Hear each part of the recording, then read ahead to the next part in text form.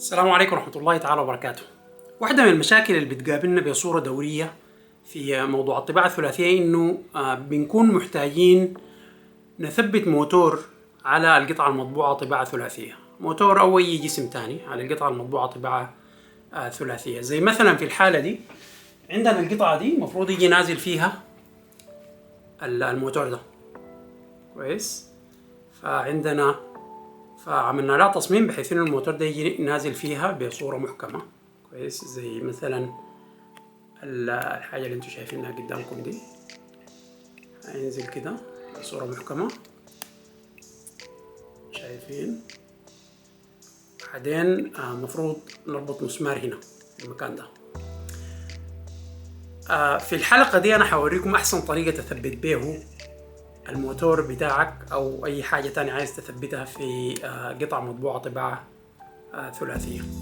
طيب، الحل البسيط شديد والمنتشر إنه تشتغل بالنوع ده من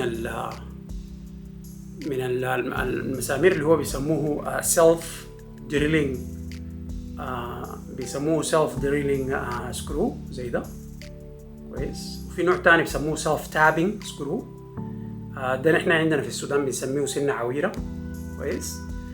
ممكن تشتغل بده ما في مشكلة، لكن غالبا إذا اشتغلت بالنوعية دي من المسامير اللي هو السيلف دريلينج ده يعني ما بتقدر تربط وتفك عدد من المرات كبير. يعني أول ما ربطته الموتور أول مرة بيكون محكم، لكن بعد ذاك إذا ربطته مثلا وفكيته 3-4 مرات حتيجي تكتشف إنه الربطة أو الإحكام بتاع الربطة بدأ ينقص. تمام. طيب، حقيقة في حل وحل ممتاز جدا للموضوع ده. في حاجة اسمها بيسموها heated inserts كويس. ممكن تفتش في الانترنت على حاجة اسمها 3D printed heated أو 3D prints heated inserts. وديل هم عبارة عن شنو؟ هم عبارة عن قطعة صغيرة كويس، ممكن تكون ما واضحة حقيقة. القطعة الصغيرة دي من جوا فيها ثريد مناسب لمسمار معين. ففي الحالة دي الثريد ده هو مناسب لمسمار من النوع M2 كويس.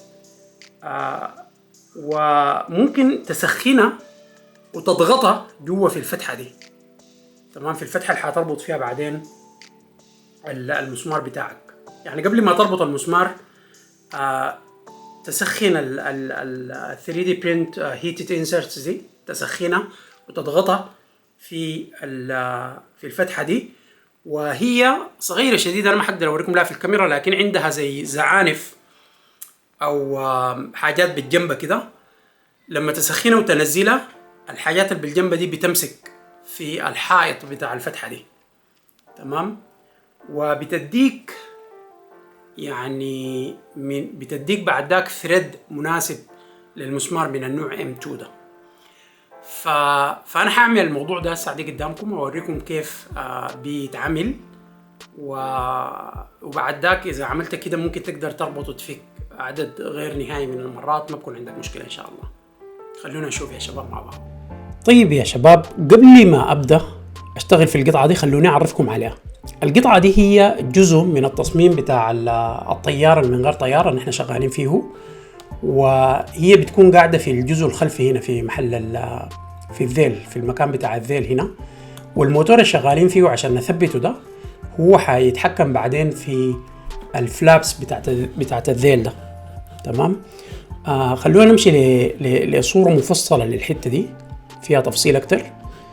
ده هو القطعة دي هي الجزء الخلفي من الطيارة ذيل، والاثنين سيرفو موتورز ذيل هم الاثنين اللي حيتحكموا في الفلابس اليمين والشمال. تمام. إذا أنا أخفيت الجسم بتاع الكونكتر ده بتاع التيل، دي هي القطعة اللي أنا كنت شغال فيها.